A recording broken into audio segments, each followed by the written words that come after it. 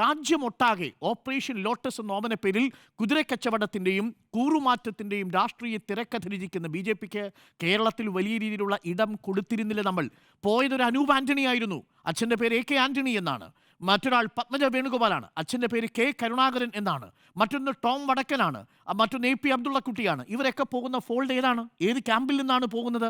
ആരുടെ spoke person ആയിരുന്നു Tom വടക്കൻ? ആരുടെ ഡിജിറ്റൽ മീഡിയ സെല്ലിന്റെ കൺവീനർ ആയിരുന്നു അനൂപ് ആന്റണി? അനിൽ ആന്റണി. അപ്പോ നോക്കൂ, ഇത് വളരെ എളുപ്പം കോൺഗ്രസിൽ നിന്ന് കൈപ്പത്തിയിൽ നിന്ന് താമരയിലേക്കുള്ള ദൂരം വളരെ കുറവാണ് എന്നത് മനസ്സിലാക്കിയിട്ടാണോ ഇത് സംഭവിക്കുന്നത്? ഇതാണ് ഇതിൻ്റെ പശ്ചാത്തലം. ഈ പശ്ചാത്തലത്തിൽ ഒരുപാട് രാഷ്ട്രീയ നേതാക്കൾ കടന്നുപോയിട്ടുണ്ട് കേട്ടോ. ഞാൻ അവരുടെ ഒന്നും പേരുകൾ പറഞ്ഞാൽ ഈ രാത്രി കൊണ്ട് അവസാനിക്കില്ല. 18 വർഷത്തെ രാഷ്ട്രീയ ബന്ധം അവസാനിപ്പിച്ച് ജ്യോതിരാദിത്യ സിന്ധ്യയ്ക്ക് പോകാൻ ഒരു കുഴപ്പവും ഉണ്ടായിരുന്നില്ല. ജ്യോതിരാദിത്യ സിന്ധ്യ പോകുമ്പോൾ അന്ന് കമൽനാഥ് സർക്കാരിനെ മറിച്ചിടാൻ വേണ്ടി 10-20 MLA കൂടിയിട്ടാണ് ഈ ജ്യോതിരാദിത്യ സിന്ധ്യയ്ക്കൊപ്പം പോകുന്നത്.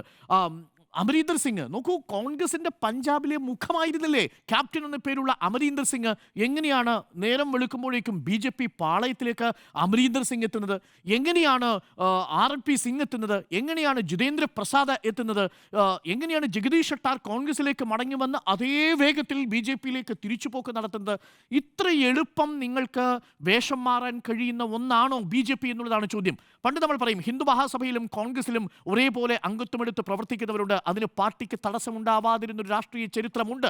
പക്ഷേ ഇവിടെ നോക്കൂ, ഒരു പഞ്ചായത്തിലെ ലെജിസ്ലേറ്റീവ് പാർട്ടി അപ്പാടെ പോവുകയാണെന്നേ. അത് ആരുടെ പിന്തുണയോടുകൂടിയാണ് പോകുന്നത്? ചെറിയ നേതാവിൻ്റെ പിന്തുണയാണോ?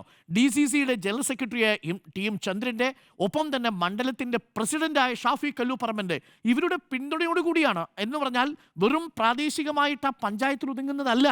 പകരം പാർട്ടിയുടെ ജില്ലയിലെ തന്നെ വളരെ പ്രധാനപ്പെട്ട ഒരു നേതാവിൻ്റെ ഒത്താശയോടുകൂടിയാണ് ഇവിടെ BJP പിന്തുണയോടുകൂടി ഒരാളെ കൊണ്ടുവരാൻ പോകുന്നത്. നേരത്തെ നിങ്ങൾ കണക്ക് പറഞ്ഞല്ലോ.